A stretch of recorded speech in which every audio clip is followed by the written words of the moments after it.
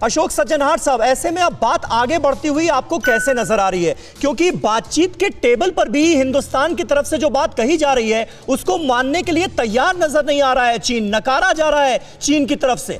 ऐसे में जो चीन खुद ये दावा कर रहा है कि भाई हम भी शांति चाहते हैं, दिखावा ही सही लेकिन दावा है, तो वो संभव कैसे होगा? नहीं, बिल्कुल आप ठीक कह रहे हैं समीर, क्योंकि जैसे हम हमेशा बोलते आए हैं और अभी भी कह रहे हैं, जो उसकी विश्वसनीयता बहुत कम है, उसकी विश्वसनीयता न के बराबर है, क्रेडिबिलिटी बिल्कुल नहीं है। वो कहता कुछ है और करता कुछ है। हमने देखा है जो जब डायलॉग हो रहा है, हमने देखा है जब बातचीत हो रही है, तो तब वो मौका इस्तेमाल करता है जो कैसे और क्षेत्र को, कैसे और टेरिटरी को वो ऑक्यूपाई कर ले समीर।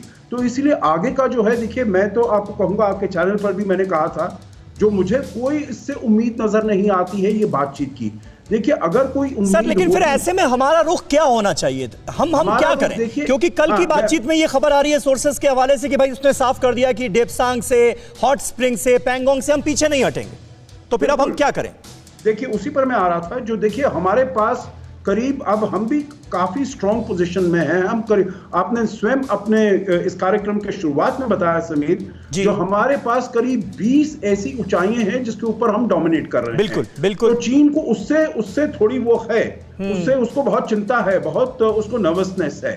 परंतु देखिए उसके साथ साथ न केवल हम बॉर्डर्स पर उनको एंगेज करें, परंतु इकोनॉमिकली जैसे हम कर रहे हैं, मेरे विचार से वहां पर हमको और तेजी से करना है और ज्यादा करना है।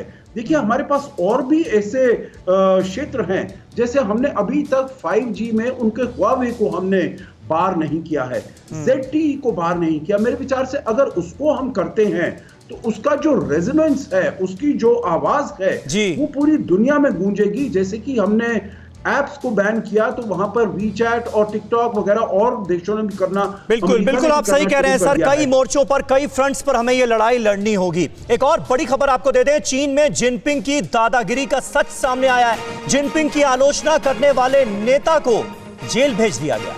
चीनी नेता रेन जिंकियांग को 18 साल की जेल की सजा सुनाई गई। भ्रष्टाचार और सत्ता के दुरुपयोग का इन्होंने आरोप लगाया था। रेन ने कोरोना को लेकर जिनपिंग की आलोचना की थी और देखिए क्या सिला मिला है इन्हें, क्योंकि इन्होंने भ्रष्टाचार और सत्ता के दुरुपयोग का इनके ऊपर झूठा आरोप लगाया गया है और इन्हें जेल की सजा सुना दी गई है। वो भी 1-2 साल नहीं, 18 साल की जेल की सजा सुनाई गई है इन्हें। और हमारे साथ प्रोफेसर राजन कुमार साहब मौजूद हैं। राजन कुमार साहब, इस खबर को आप किस तरह से देखते हैं?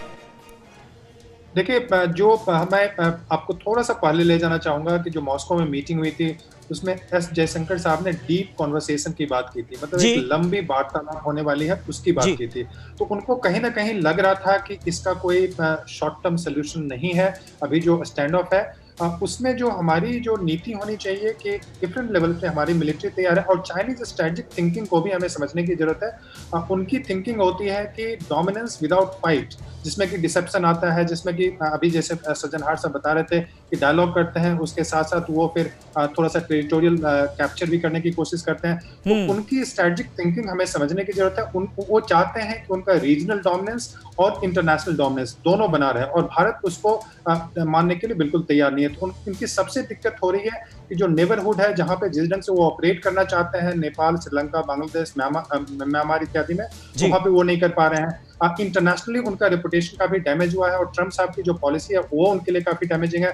तो उसी कारण से आप देख रहे हैं कि भारत इस एरिया में, जो लद्दाख का एरिया है प्लस जो हमारा नेबरहुड है, वहां पे वो एक क्षेत्रीय आधिपत्य बनाने की कोशिश कर रहे हैं और हम अगर टिके रहे तो चाइनीज पॉलिसी वहां पे हार होगी उसकी। क्या आप पर भी बरपा है जालसाजी का कहर? सपने टूटे आपके, न घर के न घाट के।